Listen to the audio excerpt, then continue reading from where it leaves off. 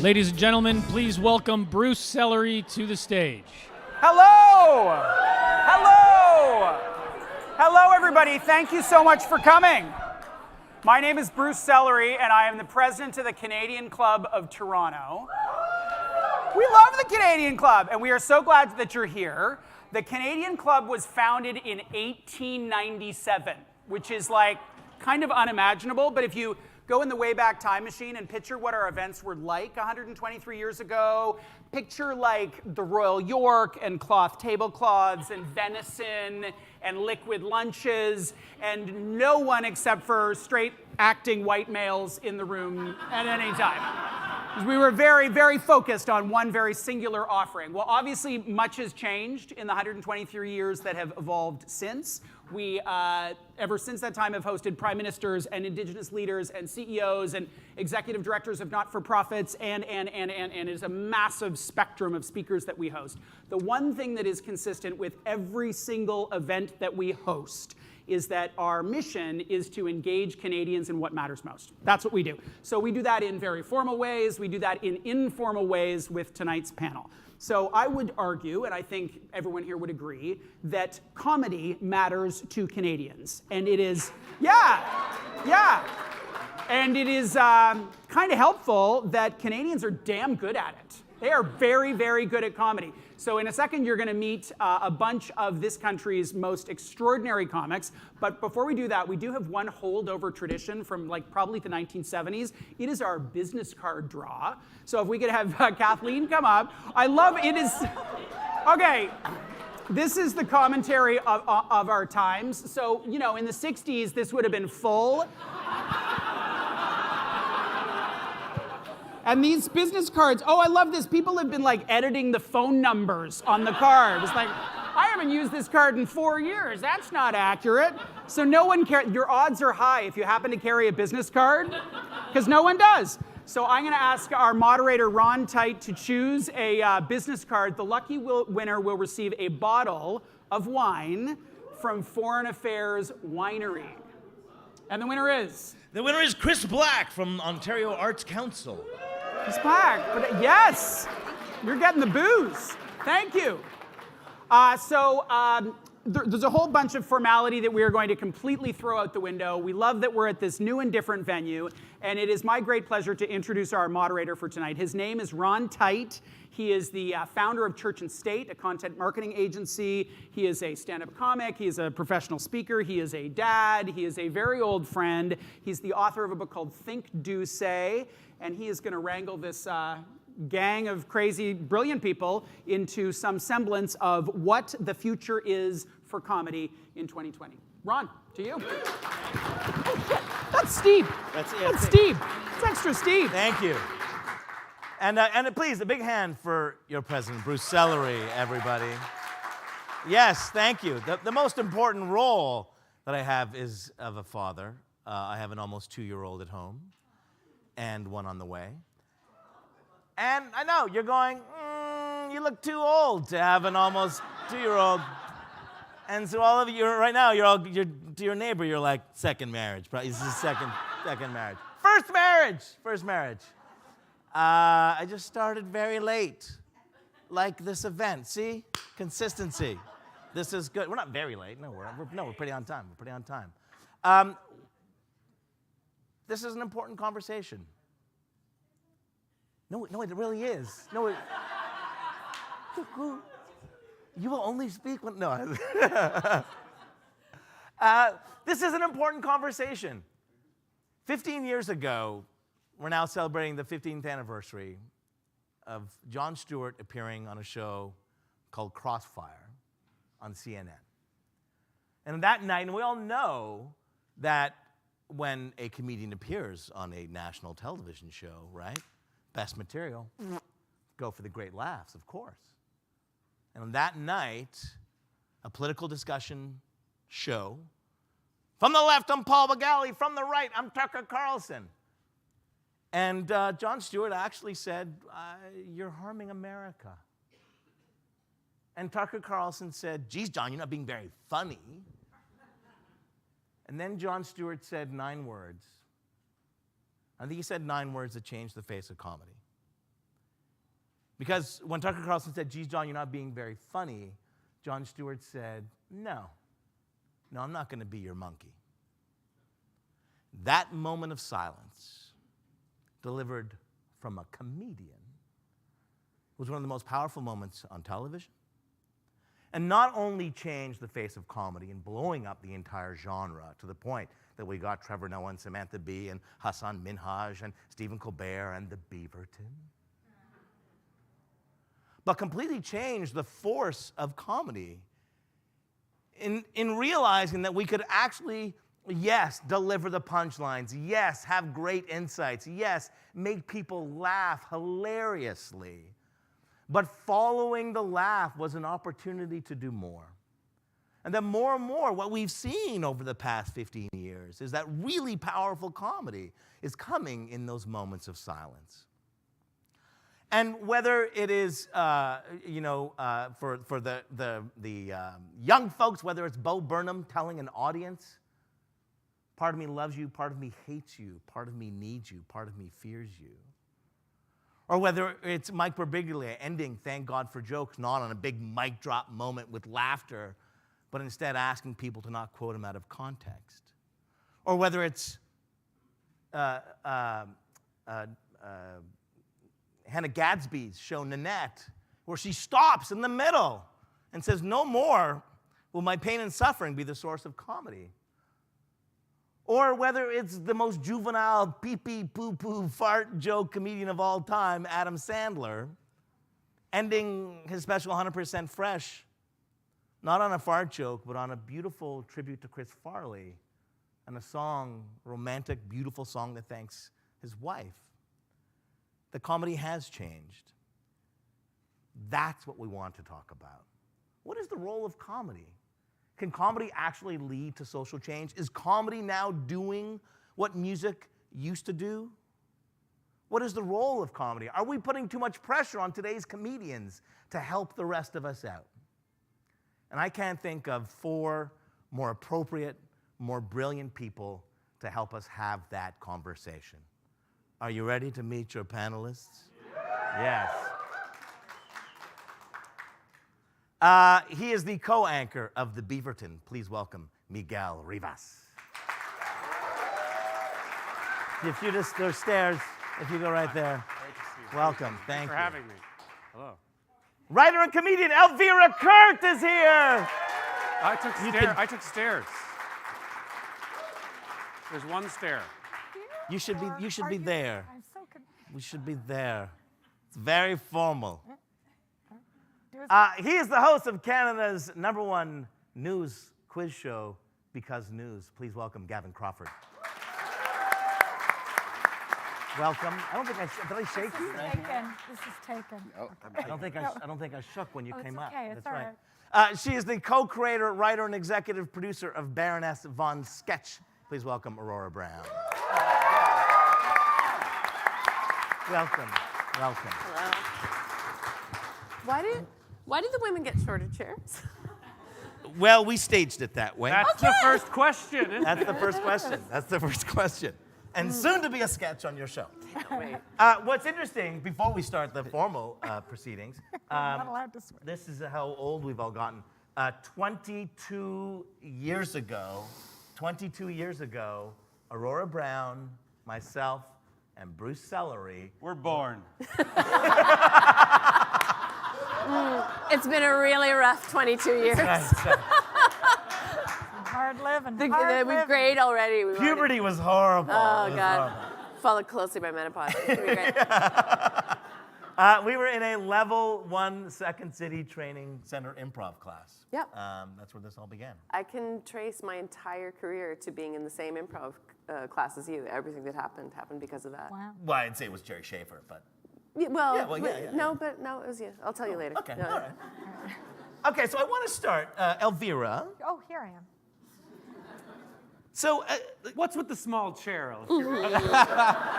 I said I'll only do this if the women can be just a few inches short. and we said we'll also put a guy beside you who's like 6'4". I I'm like his brooch. If she needs a nap. Yeah. Okay, Elvira, last year you did an interview, and this was the headline Yes. on CBC Radio. And it said, Elvira Kerr has been making people laugh for 30 years. You were just born 22 years ago. That's right. I was younger than you. Now, in a new phase in her career, she's looking to make comedy out of some of the most serious issues. That's what I do. Why, Elvira? Well, I think I can only speak for myself, but having done it for so long, I've also I've gone through all of the stages of being a new comic, feeling less sure of myself. I've grown into who I am, and also just as a woman, my lived experience is such that I'm occupying a very narrow sliver of time in a woman's life, right? I'm no longer the bright and shiny it girl, and I'm also not dead. So, I can confirm that. I can confirm. so it's an age where, I'm sort of discounted, so I have the no fucks to give. Right, so I'm very confident. I've never felt like I've been better at what I do. So I'm really at the peak of my game now, and it's coinciding with also, wanting to tackle subjects or speak to different things that I wouldn't have done in a more insecure time in my life. I'm just more confident to say things and appeal to audience members who may not, you're going to get mainstream comedy from everyone else on the show, of a show that I appear on. But if I get out there, I'd like to make sure that I hit those people who don't get validation when they come to a comedy show, and I'm going to appeal to those people. I'm not interested any longer in being charming. I'm like a chafer. You know what I mean? You know what I mean by chafing? Like I'm like that you get rash, the paddle to go that faster. rash on the inside of your thigh. Yeah. But you know what? I'm on the inside of your thigh. Your So that's- comedy chaps. That's what I am. That's what I am. So that's it. So, Aurora, the four of you in Baroness? Yes. Was it a similar perspective to go and to start, because two of you were on Second City together. Yes. Did some of the sketch ideas, was there a frustration that those ideas, the voice of women, wasn't finding its place on Canadian stages? Yeah, but that wasn't a new frustration. That was, like a lifelong frustration. Right. But we really wanted to do our thing and to have a show. I mean, it was the same for any comedians. We would like to succeed in our career. But it was a combo of, we feel very confident in our craft and what we want to say about the world. You get to a certain age, we realize half the people are younger than me now. I think maybe now I'm one of the people who knows what's happening. And then also it was just, we came in at a good time where we were trendy. We were women have always been ready to make a show. Sure. It's just the people who decide to give those people the green light and the money to make a show were like, hey, you're trendy, kind of thing.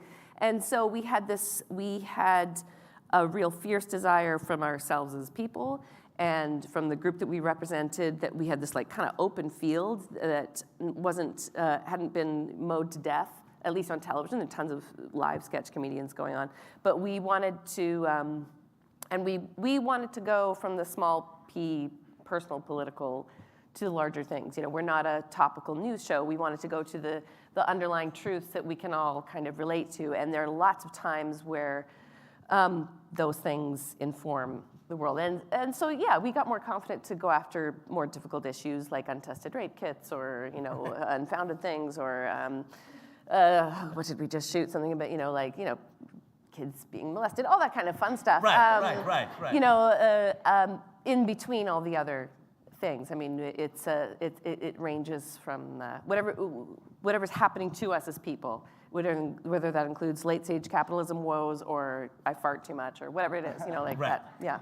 But is it that and anybody can take this, but is it that audiences are seeing the importance of, let's say, the untested rape kits? That this is obviously a specific issue which leads to a bigger issue, and that people are applauding that nobody has ever had that conversation before? Or is it no one's ever found the funny in that before?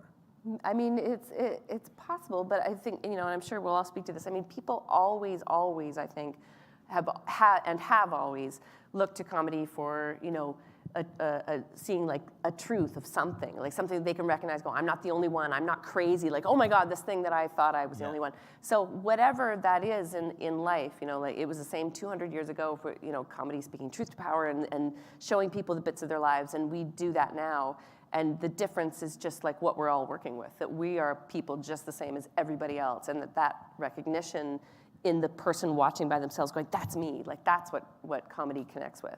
Right. I think. And arguably it's like, I mean, we can pat ourselves on the back as comedians, but part of the thing is like, for Elvira, and I know also for myself, and like the stuff you guys tackle on Baroness, there's like very fun, like that when you did the land acknowledgement sketch. Oh, yes. Was so like perfect and funny and talking about that, but I think part of the reason that's happening now is because it's actually much worse than it was 10 or 15 years ago. Life? No, well, life is much worse, but like just the ability to comedy, like the gatekeepers have closed off. Like in the 60s, in the 70s, in the 80s, when I was growing up and there was Lily Tomlin and Whoopi Goldberg and people doing character comedy and Richard Pryor, and like there was like very hard satire, social comedy being made, and kind of in the like late 90s, early 2000s, the kind of gatekeepers just shut that all down. Like basically, and then now it's morphed into a weird thing in America where it's just like, well, we just talk about the news. But they're not also still making that kind of hard satire sketch. And I think we all kind of feel like, and then Nanette comes along, because there is a feeling that you're like, human beings need to talk about this frustrating, stupid things that are getting us all down, and that's what brings us together, especially when things are like really divisive. Right. So there is a need for comedy to get a little bit harder, which is weird because we're right in the world where nothing has any context, and you can take one little tweet of someone's 5-minute routine, remove all the context, and it'll be like, Gavin Crawford hates cats. But you do hate cats. Yeah. Oh, God, you're so bad. You know what I mean? You brought it up. I'm not really sure what my point is there. But I think things got worse, and they're The kind point of is getting fuck better. cats. Like, No, but I mean, and it's work for the audience too, to be there and be like, oh, you know what? I kind of like this, and it sort of cuts both ways, because it cuts in a way that you get the good progressive stuff where you're like, you guys do that sketch and everyone's like, oh my God, that was amazing, because that is so ridiculous. Why are they all these untested kits? I mean, this is so, and you handle it perfectly. But then you also get the thing where it's like, the people who are like poking their head again and being like, why can't I do a bad Chinese accent anymore? And you're like, no, you stay down. Right. But so it's kind of like, it's fighting a little bit right now, but with hope, Edge will win, smart Edge will win. It's kind of a combination of factors, as you say, Gavin, and I know you haven't had a chance to speak, so maybe I got so many things to say. Yeah, wait. Maybe we should hear from... You were in the middle of a point. Come on. Well, wanna hear it. it was only because, of what you were saying, Gavin, which is true, that, there were, like, at the time of Richard Pryor, even Lenny Bruce, that there was a real intent to address either indirectly through a character, right? Like, you're going to relate to what I'm saying. I'm going to say some really harsh, strong political truths, either through a character, as Richard Pryor, or I'm just going to tell you how fucked up religion is if you're Lenny Bruce, or politics, or what have you. There was a real appetite for that at a certain time, and then I came on into the comedy scene just after that really key time when it became really narrow. The focus of comedy was really narrow, as you say, this locking down of like, it's only going to be angry white dudes and everyone else is just going to, have to settle for their piece of the pie. And then suddenly social media split that all apart. And then, suddenly everyone who's got a a grudge can just, speak up and say, I think that routine's bullshit. And suddenly a comedian's back on their heels going, whoa, I want to just be able to say what I want without any kind of penalty at all. So it's this weird time that we're in, and I've lived through so many shifts in comedy, and I know that I have because I've had to adjust as I stay relevant. In order to stay relevant, I've had to shift my style of comedy with every wave that has come. But this time for me is by far the most exciting, where now with social media, all the barriers to whatever you want to say are gone. So, but you have to be, the price you pay is that you have to now be ready for a two-way interaction with your audience. But we are back to that time where you can have those Richard Pryor character people and all of your amazing characters and Baroness, all those. Can I just say something here? Elvira speaks for me.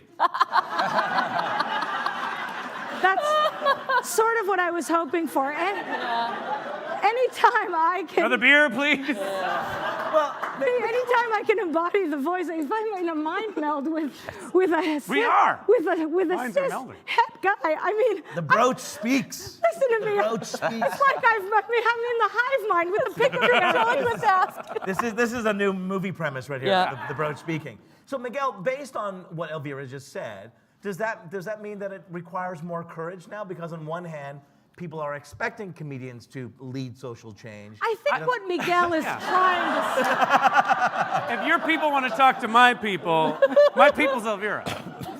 Elvira, could you please tell Miguel that I think his point is great? Thanks. Ask Aurora, does she like me?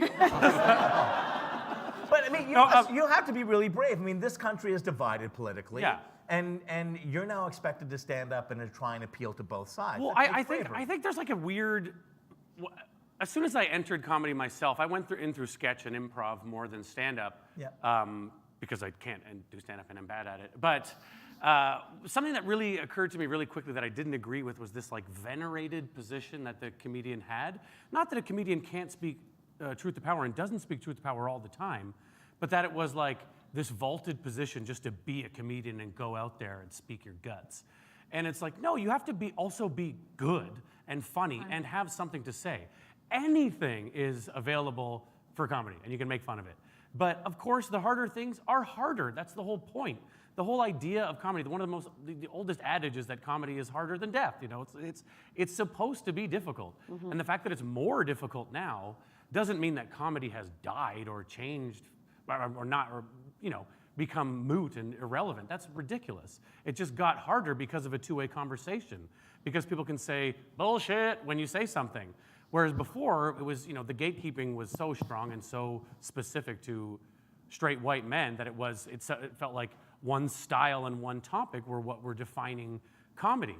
And part of that was there was no response to anything any of those guys said, ever. Right. You go on stage and you say it, and it's so raw, and you're a hero for saying it. But then if it's the worst thing anyone's ever said, no one's going to tell you. Right. Mm-hmm. And now people can tell you, and that's part of free speech too. This is like the whole PC police is ridiculous. Free speech is also criticism of your work and a response to your work. No one's saying necessarily don't say it, but they're allowed to say, that sucks, dude. Right, you have to be accountable. A lot of that shit sucks. I agree. Yeah. I think it's also incumbent, just if you want to get really, political and serious about it, like when we say comedy is hard, it actually is hard when you're in Turkey and you can get arrested for doing a satire of the president. That is actually hard.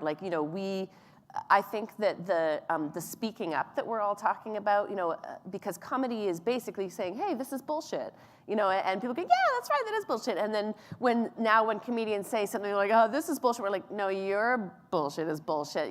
That happens more. So I don't know if it's harder necessarily to be funny, but when things are difficult in life, when art changes when you're going through a fascist, the art and the comedy and the stuff in Germany pre-World War I was pretty intense, because intense things were happening. And I think that's always what comedy does, and it's actually incumbent upon everybody to keep the conversation actually going a little bit louder and to be a little bit more ready to speak out because that's the only thing that keeps fascism from happening. Kevin Hart has a documentary coming out about the hard time he had losing the Oscars gig. Right. And it's like, his life is great. He's having a fantastic life every day. Yeah. He never encountered a problem. The idea that he was canceled or encountered any strife is ridiculous. It's so bananas, and people are right. Like I know Gavin was saying that you can take anything out of context, but if you do go back, like it's difficult to be judged harshly for the stupid things you may have said in a less evolved time in your life.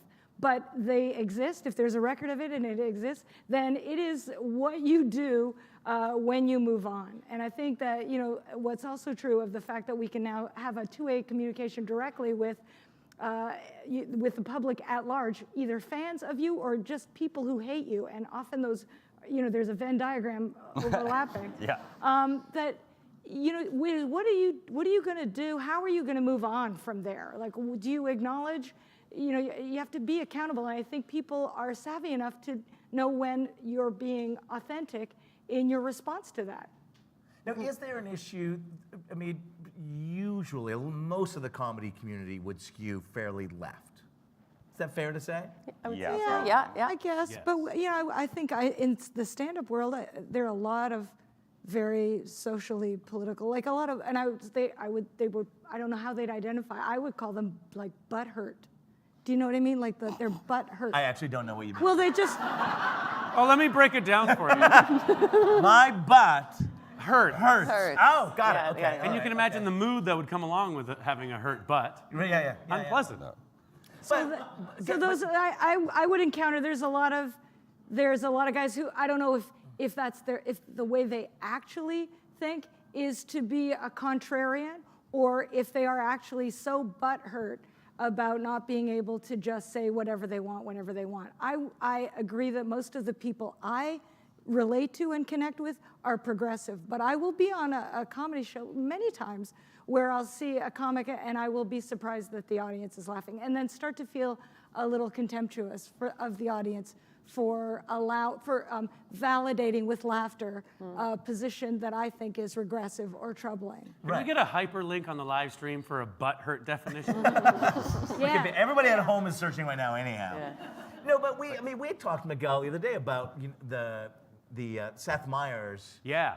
Seth Meyers did his White Horse Correspondent dinner speech, poking fun at Donald Trump. Yeah. And many say that was the moment when Donald Trump said, "Screw you." Well, I think even I'm worse gonna than run. that is the one that Obama did, which Yeah, which that Seth was Meyers the- wrote. I'm sure he wrote it with someone else, but John Oliver invited Donald Trump on live TV to please run for the whole Yeah, thing. oh my God. I think But a bunch of people. just go back after this. Go YouTube Donald Trump sitting in the White House Sitting, Correspondents' Center watching His Obama reaction. as he goes, "Let's take a look at the White House. If Trump won, huh?" And it's like a flashing gold White House, and everyone's like, "Ah!" And he's and you cut just- to Trump, and he just like, Still. so Yeah, but dark that's the and sad. textbook definition of butthurt. Thank you. And then he's like, I'm going to run for president. that's And then right. he wins. Well, no, and the now- hyperlink on the live stream just is of that video. And now you have a weird situation where it's like impossible to do satire of the president because he just does it. Yeah, it does himself. Like, it's like, like the really famous Charlie Chaplin movie where he's making fun of The Great Hitler. Dictator, yeah. And the Great Dictator, and it's so funny because he's buffooning around. Like, Yeah. you imagine this fascist. Could you like, this just an crazy absolute time. buffoon, and then it's just there in front of your eyes. Right, I mean, it's saying like, sometimes you gotta flush the toilet 14, 15 Right, times. I know. You're like, we don't need to know that, sir. Right, You or can't just- make fun of or the only just- thing you can do is yeah. repeat. Spoken like a man who pays Right. someone to flush his toilet. Like, how do you poke fun at power when the power They keep literally copying is you. a commedia Right. dell'arte It's generalissimo? true. I mean, and this, that is the question. How, it is. how do you do it? Well, it's Well- a struggle because I mean that's what Veep suffered from, and it was a satire of politics. And as the seasons progressed and it started, reality started to mirror the art, it became harder to make it funny because there was nothing funnier. It's just like what Gavin was saying. You can't top a guy who's already ahead of you. in the buffooning, in the clowning. Right. Yeah, like, And what I do you vote for do you and portray Miguel, Trump right? doing a cure for cancer or something? Make him smart? People are like, Yes, "Oh, how that's hilarious." subversive, right? Like, what? Aurora? Well, I will say that like people are out there doing it. Like it's definitely hard when what you're talking about, Gavin, is like I'll just repeat it. You know, basically what he said, as you say. But people constantly have the like everybody has the need to poke fun at him. And if you go on like the meme world is I think where people are finding their salvation and like like the GIFs and the Photoshops and you go on Reddit and people are very funny and people find 1,001 ways to make fun of this guy and to make fun of their own despair. I mean, like let's like Devin Nunes. Now there's Devin Nunes' cow. Devin Nunes is mine. He's suing them. It's a really I think that is one of like the most like compact ways you can show. It's like you're a douchebag. Like okay, well I'm gonna make this and we're just gonna tweet about you and you're gonna make it worse all by yourself. And it's this weird lockstep of reality and satire kind of becoming meta-comedy. a weird meta-comedy, Ron. and people find it any way they can. I have a perfect snapshot of this very thing we're talking about is the hilarious, I don't know if it was in a show, but I just saw it on social media. It was just a snapshot, so I didn't have to click onto it to know what the story was. Fabricland declares bankruptcy because of Don Cherry. Yeah. Right? I like it. So, like, Don Cherry is perfect. You can't, like, how do you top Don Cherry? They found a way. It's so genius. Oh, my God. It's just like I put down the phone so I can clap at it. Yeah. But I think that's. She sent me a recording of her clapping. And I was like, No, there are many times the Beaverton it, like just makes me laugh out loud with like that. Oh, you guys are great at that. The Beaverton, I think, does particularly well. Like, and it's important to remember, like, because we're talking about like heady things like smartness and satire and all that. Yeah. But like, it's like, also with all of that, there's like sort of a resurgence of the need to be silly. Silly. Yeah. The for silly sure. angle is very important, and it comedy kind of comes in ways, but like I like that it's coming back to like it's so overwhelming. Right. The amount of information that we nobody have all wants the to time. nobody wants to be talked down to or have sort of a didactic approach run at them where it's like, here's how you should feel. There's a lot of like, I remember John Oliver, whose show I really like. Right after Donald Trump won the election, I was like, I can't watch John Oliver's show anymore. I just felt like I was part of that choir that was just eating up whatever I needed to hear without actually engaging with reality. And I think there's a little bit of that element that's kind of boring people in comedy now. Yeah. I think satire is very possible, and I think for me, I see Alec Baldwin do Donald Trump on SNL, and I just kind of like, I just wave it off. To me, it's A, not even a good impression at all. B, they don't ever say anything at all in those sketches. He just says like, my daughter's name is Tiffany, and it's like, there's no humor here. You're not making any sort of commentary. So if you check out something like On Cinema with Tim Heidecker and Greg Turkington, that's a show that's been running for 10 seasons over 7 years, where they play versions of themselves who review movies. And the whole premise was neither of them ever see any of the movies, and they give 5 bags of popcorn to every movie, no matter what. And it started as a focus point on how vapid those movie reviewing shows are, where they're just like, the greatest part about The Joker is that Robert De Niro finally gets a chance to play an iconic role. For me, that's 5 bags of popcorn. That's like the sense of humor that it started as. But then those guys sort of became the people we saw in politics. So Tim Heidecker's character became someone who started running for politics and was clearly just a boob and an idiot who doesn't understand anything. And it's a little bit of a deep, weird world to dive into, but to me, that's the best. Oh, that's Donald Trump right there. That's him. But your critique of the Alec Baldwin impersonation. Sure. And why? I mean, clearly people love it. Yeah, right? it's a big hit. People It's a love big it. hit. So what is it? Is it that? And we're everything tired of people it? like is good no matter what. No, but is it that, to Gavin's point, like, enough is safe in the world already? Why can't someone just tell a fart joke? And this allows us to do both, which is we've checked the political box, you're getting your Trump, but in a really stupid, silly way. Yeah. Well, it's easy. If you don't have time or it's too painful to fully engage, you can scan, you could just look at the headline or, the joke, Yeah, yeah. Fabric Land. It's like, I know what the story is. I got a good laugh. I can move on, but I don't have to revisit how awful Don Cherry is and how we put up with him for so long before we could just say, you know what, fuck you to that guy. And then,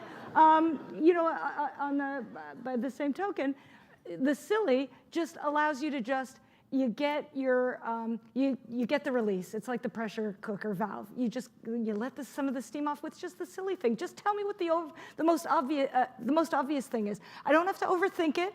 Yeah. He's just a silly man. He just looks funny. Good enough. Boom. You check. remember when the Rob Ford thing was unfolding? I remember thinking at the time, the Rob Ford thing meaning the entire time it was. Yeah, the whole. And did you guys hear about this? I remember when that was happening. He did crack cocaine. Did anyone? He was a bad person. So I remember when that was happening. I was like, when the movie version inevitably comes out about this, or several, one is coming up already that looks very bad. It was just, I remember thinking, who's going to be able to play this role in any capacity? Pat. You couldn't be more ridiculous than he was in real life. Especially if you don't know about Rob Ford, you watch that movie, you'd be like, I can't watch this cartoon. And you'd be like, no, that's what he really was like. Yeah. And to me, that is something that was missing a silly valve, The great podcast, The Gravy Train, which is the precursor to the movies, but fantastic. Sorry. I just wanted to talk about silliness a little bit because we always Let's talk silliness, Let's talk Aurora. silliness. Let's do it. Let's talk silliness. Because I think that, necessarily we always kind of, like the stupid, the silly, we put it down, but it's just so inescapable as people that we need that. And it's not, even though it is like, like the base, like the stupid stuff, like that's just a value that we put on, but it has to be there because when we get to the point, like when there's so much to be like worried about and stuff that is painful and things that are totally offensive that you need to joke about, sometimes that can be so overwhelming that, like, as you say, you need that escape valve, but you need, just going back to what you said that Jon Stewart saying, no, I'm not your monkey. I'm almost afraid to put like a moment around that because comedy is now so serious and so fucking amazing, because like As we all know, Tucker Carlson went away forever. went away forever. We But stopped also, wearing like, bow ties. That was the big. But it's not like Jon Stewart like stopped being silly and kept on Right. being important from then on. Like I would say that he wasn't. He's not going to be their monkey. He's not going to be he'll be everybody else's monkey. There'll be fart jokes and jokes about people shooting. Cheney shot the guy in the face and all that kind of stuff. Because that's never going to stop. We're never going to stop needing that as long as we're, meat bags who need to do all the base things that we do. They're like farts are always going to be funny to us. Right. But All four of us have tattoos of meat bags. meat bag. But, I'm farting right now. I can attest to that. Awesome. Oh, Awesome. your chair just rose. Your chair just rose. But you can never. I mean, you can never know what the next thing, specifically what it is that's going to make you laugh. Like you can say, like, how is it that this thing is it? Because we never. What the angle that makes us laugh, is always going to change based on like where we're all living our lives and what's going on, and stuff. Art changes. That this is such a nerdy thing to say, but Beowulf and all those things had really fallen out of favor until the First World War happened, and then suddenly, those things are really, they speak to our deep thing, and comedy is always going to keep changing and surfing, and so it's a hard ride to try to keep in touch with how do I feel as a human? What is everybody referring to? What do we all need? Do we all just need to laugh, or do we all need to find a new thing? When you find somebody who puts, what I love about stand-ups particularly is what I love is when they make me laugh and they crystallize something, the feeling that I was kind of grappling with into words that I hadn't been able to for myself. And it's like, oh, thanks. You just opened a window in my head and you made me guffaw because of it. Right. And so I love comedians who do that. Those are typically the traditional stand-up things, though, right? Like, I never looked at, not to belittle your insight, but I never looked at an airplane that way. You know what I mean? Sure, yeah. But Gavin, on your show, do you find that you're getting that? Because you lead with the headlines. Well, I mean, silliness saves us all the time. Right. Because we have to actually talk, Literally joke play the about the headlines, news and have questions about what's actually in the Right. news. But then, we if we're gonna usually any hard stuff will be just sort of shoved in a kind of a passing one line and go sort of British style. But I think Canadians are good at silly because we're sort of British influenced and American influenced. right, Americans are it's not great. that great at silly. No. But you know, so for like, yeah, Plus we have because Quebec, news, it so- saves us all the time because we're just like, God, how do we like talk about this in any way that's like just not infinitely depressing or something? Or like Brexit's been going on for like 110 years. Right. And we have to do it, and then I'm like, how do we, and then I just think of dumb things, like there was a Theresa May press conference where it was like, how do you sum up today? And then so then I just was like, oh, let's do it like Mary Poppins. Like, let's just have her be like, it's a stupid, careless, unrealistic Brexiting prognosis. Anyway, the outcome is atrocious. If we leave without a deal, well, that would be precocious, stupid, careless, unrealistic Brexiting prognosis. Yeah. And then we can just like, you know, do something stupid, and then you can talk about Brexit for 5 minutes, and it's fine. And then you just go, or like, yeah, we just do. The dumber the thing I can couch something in, really, the better. Yeah. Like this week, we're talking about Andrew Scheer, and I'm just like doing a Julius Sugarbaker rant from designing. You know what I mean? But Obscure reference for the audience. There we go. but look, these people know designing. solid him impression. and that guy. What an This impression. is the exact yeah. demographic. It's So it's- yeah, this is the perfect for kids that. at home who are live streaming this. Google it. Yeah, CBC that's right. Radio. We're But safe. you know, but what is interesting to note, you know, as you talk about stand-up and audiences and the appetite for the different things, you know, with Because News, you've got an audience that is coming. They know exactly what you're doing, right? When you come to see stand-up comedy, you are not sure if the audience is in the appetite for to hear commentary about what we're all going through, or if they want an escape from it. So it shifts and changes, you know, where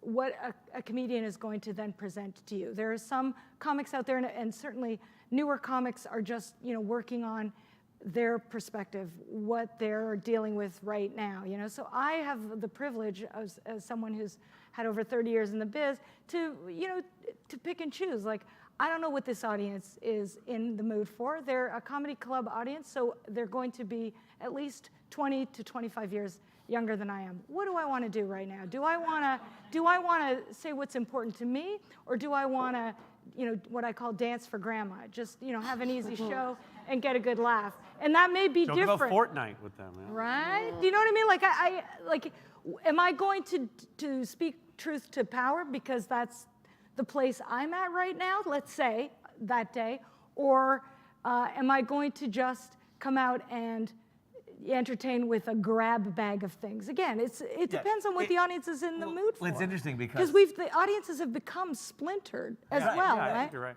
I was gonna say it's interesting because like those from a corporate crowd go like, well, I'm at a point in my career where I'm going to sit on boards of not-for-profit organizations, right? Which is kind of what you're like. Well, no, I'm Totally. elevating this That's to something stage more in your important. life, right? Yeah. I don't So know this if is your I don't know not-for-profit if you're elevating it, but it's just having to keep in mind that an audience for a comedy show, they can only come and see Because News, or only tune into the Beaverton, or only watch Baroness, and they don't have to ever watch all of the same shows at the same time. Like, you can just have fans for each distinct genre, and that is different. That is certainly different. It's one of the biggest changes. You can just stay hear in your what you tiny want little to lane. hear, right? Exactly. Yeah. Rather than be challenged, which is what Right. I think comedy has a reputation of doing for so long. Right. To be provocative. Yeah, and even the idea that there isn't conservative comedy is like, it's not exactly true. There are weird conservative pockets of comedy, specifically in the United States, that are absolutely gigantic. Huge. Yeah. But it's just for a very specific group of people who want to hear exactly what they want to hear. For sure. And they're looking to be entertained, not challenged. Now, because you mentioned earlier, like, oh, people can, in addition to segmenting their comedy into what they want to hear, but they can now also spend their time with memes. And so how has this low cost of production so that I'll remember somebody came up to me after a speech and said, my daughter's a comedian. And I said, that's amazing, that's great. He said, what do you recommend she do for her career? And I said, stage time, stage time, stage time. Get as much stage time. Become a doctor. No, but she said, no. Oh, she's Plumber, never- garbage man, anything else. Never performed in front of people before. She just does YouTube videos. Lily Thing. And my first reaction was, oh, she's not a comedian. And then I was like, well, who the hell am I to say she's not a comedian? Of course she's a comedian. So how has that type of comedian and that type of constant production of comedy material from the average person sitting on their couch cranking on a meme, which is a template that they just type in and share. How has that changed the game for all of you? I think it's opened the doors, really. For me, I never felt any sort of affinity for the mold of stand-up comedy. That go out there and say, like, here's my issues and whatever, which is You clearly hate stand-ups. We get that. No, for me, it's one of my favorite things to watch, but to do myself, I never felt the need to go up there and tell my own story in blunt words that way. But I feel like comedy has shifted to a way that I can go on any stand-up show and perform just doing my own kind of thing. And I feel like that is a broadening that's helping everybody. The rules around stand-up and performance were pretty arbitrary, I think, for so long.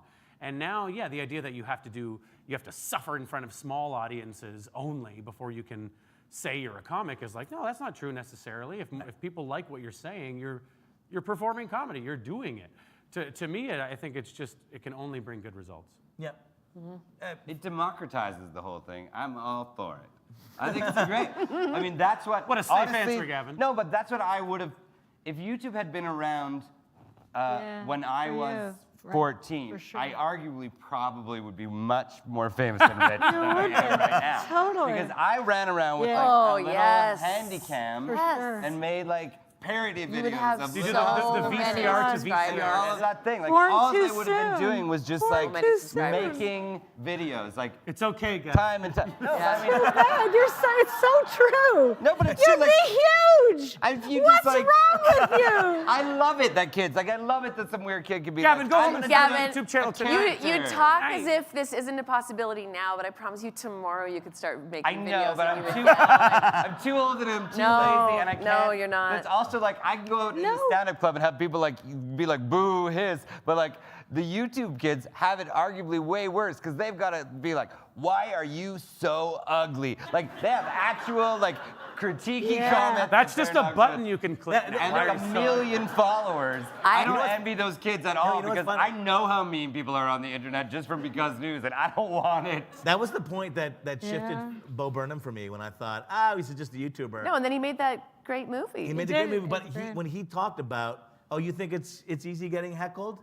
Go ahead, read the comments in the first video. Yes. Yeah, Exactly. I was gonna bring him up Sit down actually with as each- somebody. Yeah, it's like having an interview with every heckler. Yeah, You're right, it's almost more personal. but Yeah, right, I right. was gonna talk about him specifically because I don't know if I have the opposite relationship with the internet, but I spent a lot of time on Reddit, a lot of time, and because it's an escape from the real world, to be totally honest, and you get to see like people living their lives and what are they interested in and all these things, and you remember that people love wholesomeness, people love connecting, people love sharing, and people are snarky also. But and my son also, he was like, watch these vines. So we started watching like Vine compilations. The 6-second Vine thing. is everything. Vine is so funny. I can't even tell you. And like Bo Burnham has a bunch of them. And then we watched 8th grade. I was like, oh wow, I wonder how much experience he got doing that. But as far as like that kind of online community, how it affects us, I mean, I can tell you like in really specific ways, like on Baroness, I kind of keep tabs on like what is out there, like what's going viral, because like it's happened where it's like we had this sketch, we filmed it ready to go, and it takes us so long in our production that it's not like a weekly thing. It's like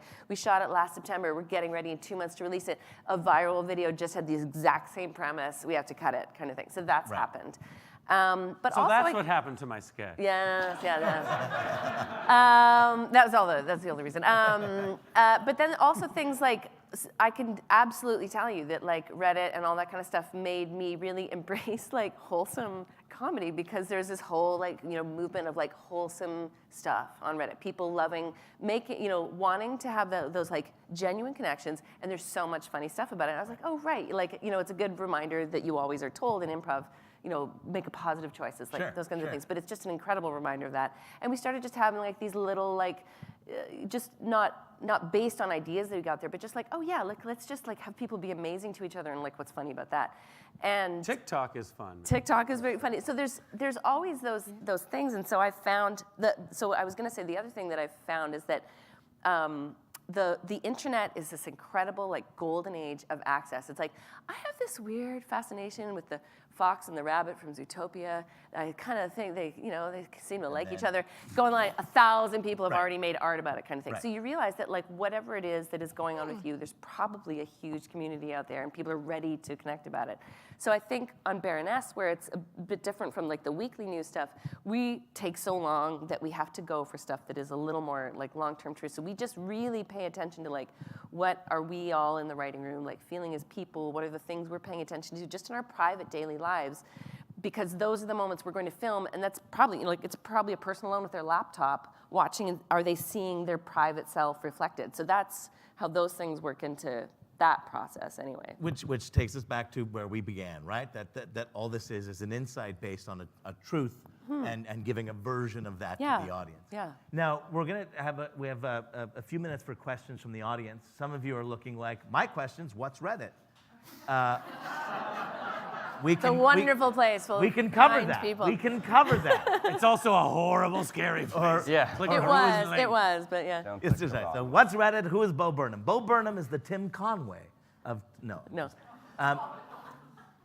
Are there questions? If you have questions, please just put up your hand right at the back there, or on the side. There we go. And the microphone. Colleen's got a microphone. She'll come.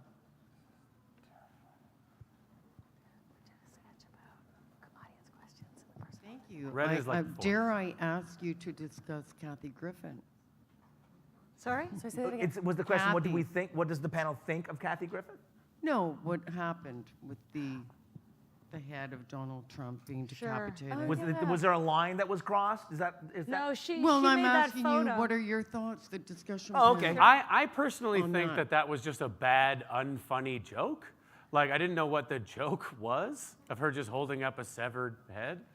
But Did you- I don't think it crossed any lines. I really don't. I think that one of the believe in funniest- her right to do it. Absolutely, of course. Yeah. And I I think that agree. the conservative outrage around it is sort of their best play at comedy. The way that Republicans engage in the national conversation of politics is like in bad faith. So them being like, we're outraged, I was like, that's funny, because no, you're not. Right. Yeah, you're not really.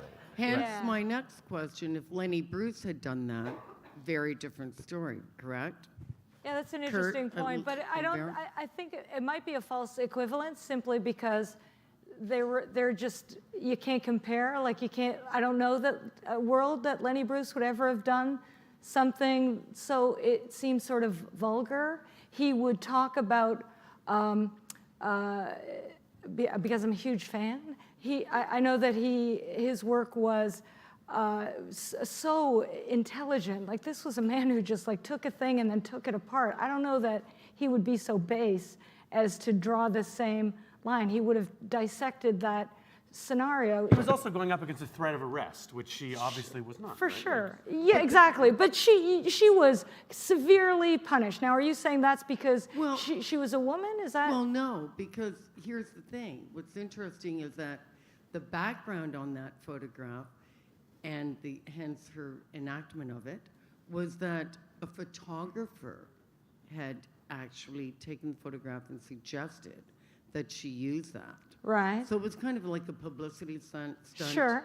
and I She was signed off on it. been a I think publicist for the years. idea might have been suggested to her, and I could see her going, oh yeah, that's funny. Yeah. Yeah, I'm totally going to do that. And Thank then you. be surprised by the backlash.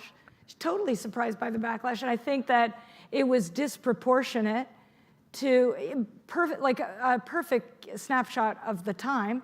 She lost a ton of work, and so that forced her to apologize in ways that she should not have and would not now today do. But that was certainly the first wave of that, as Miguel should is she have saying. doubled down on it? That outrage. Was that the mistake as a comedian?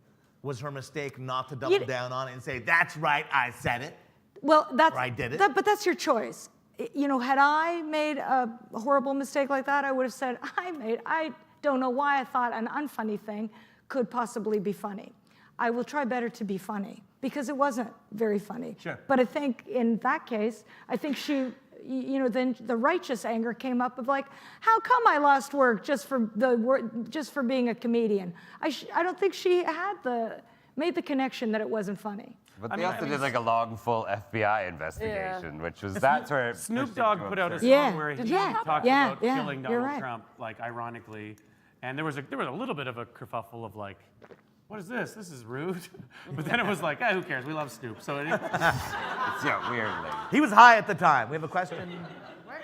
Do we have any more? Oh, sorry, Colleen. I thought you. Right here. Okay.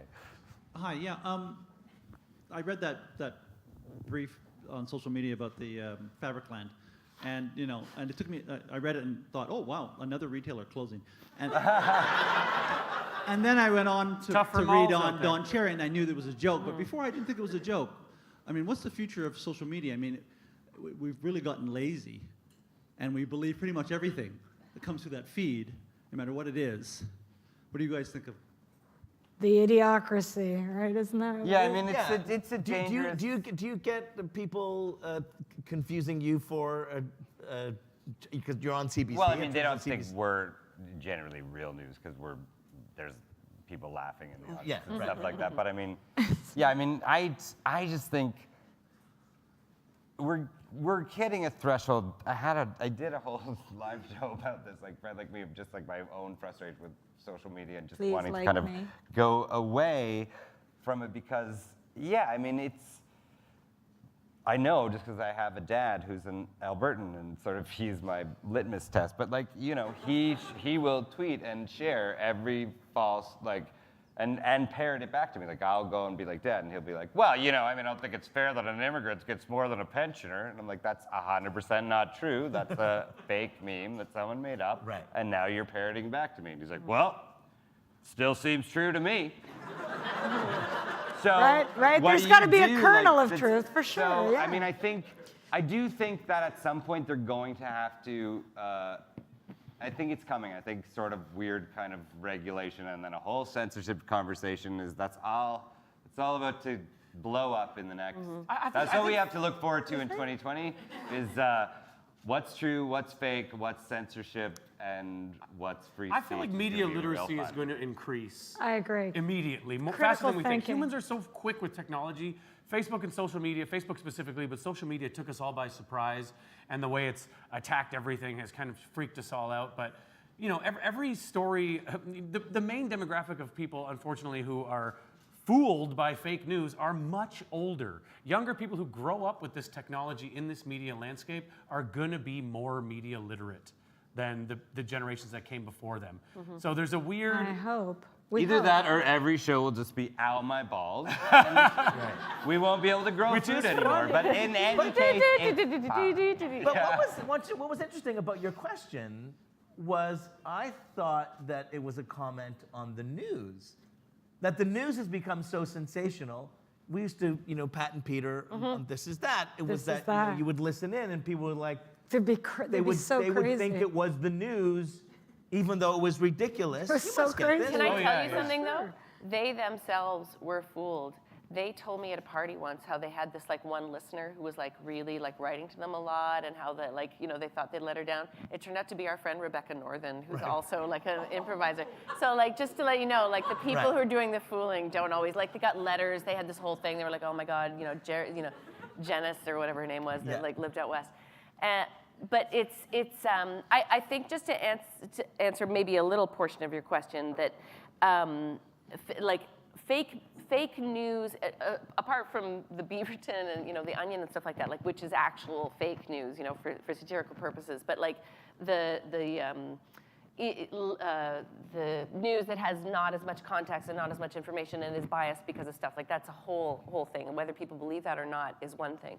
But people believing the fake stories, like that deliberately fake that get put out, part of the thing about comedy is that it's like, is this the line? Is this the line? And sometimes like, was that the line? Oh, the line was back there. Okay, now we'll go. And that's the function of comedy, and that's like the function of Kathy Griffin doing that thing. It's like, oh, now we know where the line is, and you passed it a long time ago, and so she gets punched for doing that, and metaphorically speaking, and so that's kind of our job, and it's for so everybody can see like, oh, this is where we're all at specifically, and it's not a comfortable thing, and we have to do it so much more because there's such a big conversation constantly now. We're such a social animal, and we hear each other completely all the time, and then you get in your little tunnels. But it's people are always going to fall for stuff, and we just have to keep talking. That sounds so vague, but No, but so given that the role that comedy now needs to play and is playing.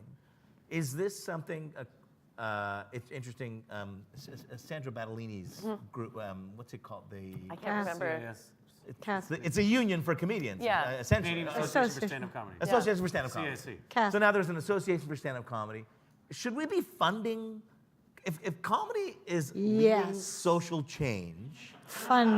Funding, yes. No, but You're gonna ask more comedians, should we be funding? Yeah. Should we get money? Yes. Why, did you bring your checkbook? right now? Show Gavin us. and Aurora, Yeah. Friday night, did a free show for Yep. the Toronto Sketch Comedy Festival because Well, and we this did isn't a free that political we didn't statement. get paid. Yeah, but it was a fundraiser. It was a fundraiser because the Toronto Sketch Comedy Festival, due to a change in provincial government, has lost its funding.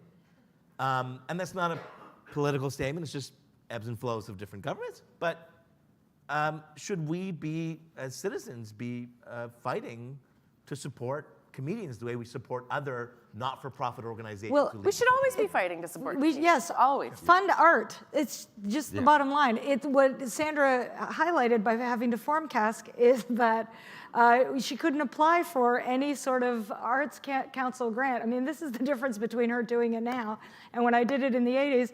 I didn't think that you could fight back. It was like, no, stand-up isn't an art. And I was like, I guess it isn't. Back down, back think to the Back on bar, stage. back to the bar that I'm performing in. But it's art. Art should be funded. It's the only way to keep people. This. I mean, it's either And funded. by the way, that was only about 40%. It really was. Where we're at. Okay, I we thought see. that It really was. But I was going to say, like, you can have it funded by the government, or you can have people fund their careers by doing what we all do, which is, accept your industrial gigs, Sure. where you go and you do, you get paid, like, nice, handsomely for one night, but that might be your one gig that month, kind of thing. And not censorship, but it's like, okay, don't talk about this and this and this, and we're here to talk about this, and that kind of capitalistic censorship Sure. that ends up happening. Like, you're going to have people asking you to select your comedy either way, whether it's a government that has like designs on you, or if the people, what are they willing you to pay for? So the job of the comedian is, no matter what, to get out there and get their thoughts out and speak truth to power whenever they can, and juggle those things. I also would say this as a piece of advice, which is, don't take local art for granted, and support extremely local art as often as you can. Just thinking about the music industry in Toronto, arguably internationally, Toronto has the highest platform and persona that it's ever had. But there's fewer music venues here than there's ever been. They're closing at an astonishingly fast rate. And it's similarly true of comedy venues. Every venue where you can go take in local art is collapsing all around you. And everyone takes it for granted that it's always going to be there and that it's always something that you can just go pick up when you're interested. But it's not. It's something that you have to actively support. Yeah, there's nothing like seeing. Yeah! Is that Clapter? I think it's called Clapter, right? Yeah. It's called Clapter. There's something about, and you're That was right. my best joke. And the reason that point is so salient is because you don't have to leave your home at all to get any sort of entertainment. But there is nothing, comedy is like music, but comedy especially for those of us who love comedy, it is a form of art that encourages critical thinking wherever you land on the spectrum of that. And there's nothing like seeing it live. I actually don't enjoy watching comedy anywhere but right there, because you will never have that group, that audience come together for any other reason than that night to see that show. And seeing it live will transform you a little bit, whether you are getting validation for how you're feeling, or whether it provokes something else within you. It's such a vital art form, and it really is art, and fuck anyone who doesn't think it is. Yeah. That was so nice until right at the end, and it was F you. Don't you judge me, man. Needs to be said. Well, I think the discussion was really that we wanted to talk about comedy, and I think many of us probably came in with one perspective, what we thought comedy was or what it could be. And speaking of transforming, all of you have helped transform that discussion for everybody in this room. So Well, you thank really very started much. it off very, very nicely, Ron. The way the way you laid it out God, was yeah. really kind of amazing. It made people realize this wasn't going to be as fun as they thought. A big hand for our panel, everybody. Thank you very much. Go out on that one. This is a big laugh.